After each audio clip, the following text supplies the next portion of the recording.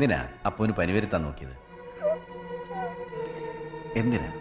അമ്മയ്ക്കും അപ്പായിക്കും എന്നേക്കാൾ ഇഷ്ടം അപ്പൂനോടായിരുന്നോണ്ടാ.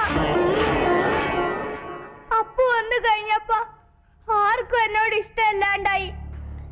എന്റെ കാര്യം ആരും നോക്കിയില്ല.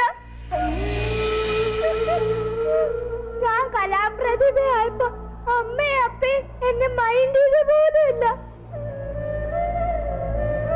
ആർക്കും ഒരു സന്തോഷമില്ലായിരുന്നു.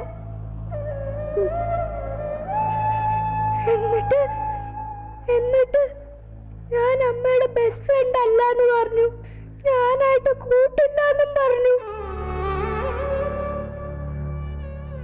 ഒരു ദിവസം അപ്പ എന്നെ അടിച്ചു. അപ്പ എനിക്ക് ദേഷ്യം വന്നിട്ടാ, ഭയങ്കരമായിട്ട് സങ്കടം വന്നിട്ടാ. ഞാൻ അറിയാ ചെയ്തതാ. Sorry sorry. സോറി